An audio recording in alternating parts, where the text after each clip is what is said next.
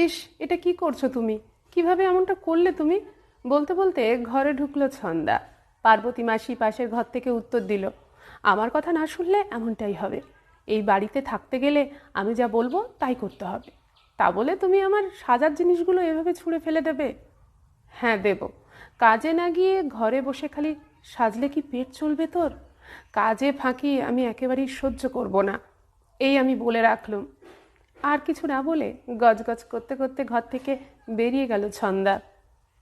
অবাক হলো সে, কিন্তু আজ আর কাজে বার হতে ভালো লাগছে না রূপারও।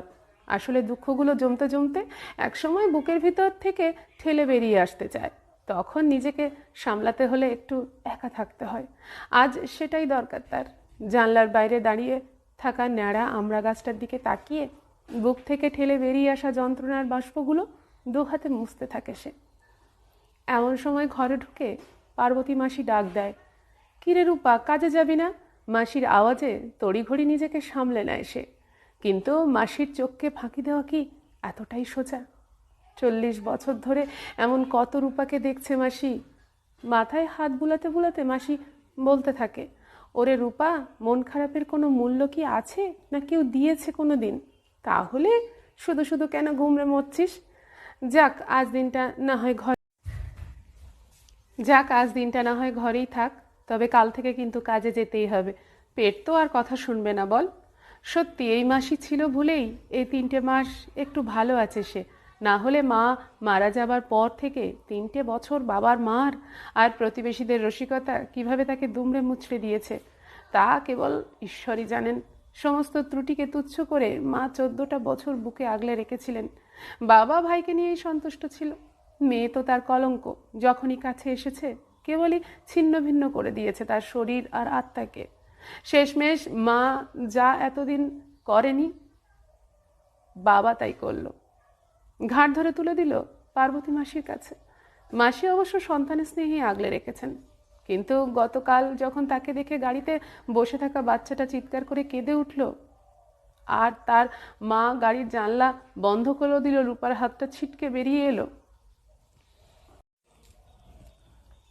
কিন্তু গতকাল যখন তাকে দেখে গাড়িতে বসে থাকা বাচ্চাটা চিৎকার করে কেঁদে উঠল, আর তার মা গাড়ির জানলা থেকে রূপার হাতটা ছিটকে ফেলে দিয়ে কাজ তুলে দিল, তখনই বুকের ভেতরটা কেমন যেন হু হু করে উঠেছিল তার। সেই থেকেই মনটা খুব খারাপ আছে আজ। মাসি কাজে বেরিয়ে গেছে অনেকক্ষণ। হঠাৎ মোবাইলটা বেজে উঠল। ভাই ফোন করেছে।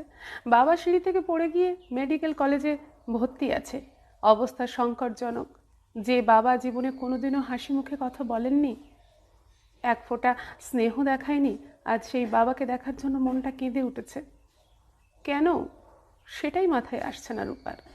রাস্তা ভর্তি গাড়ি, কোনটা কোথায় যায় কিছুই জানে না সে। যদিও এই রাস্তার সিগন্যালে ঘুরেই তার দিন কাটে। মাত্র 3 মাসে কোনো রাস্তাই পুরোপুরি চেনা হয়ে ওঠেনি ওর। তার উপরে তাড়াহুড়ো করে টাকাও নিতে ভুলে গেছে। এখন কিভাবে কিসে করে হাসপাতাল যাবে সেটাই মাথায় আসছে না। হাতে সময় কম, চোখের জল বাঁধ মানছে না। উদ্ভ্রান্তের মতো দেখছে 4টে দিক। এমন সময় কে একজন কাঁধে হাত দিয়ে জিজ্ঞেস করলো, এভাবে রাস্তায় দাঁড়িয়ে কাঁদছেন কেন? কি হয়েছে আপনার? মেডিকেল কলেজ হাসপাতালে যাব, বাবাকে একবার দেখতে।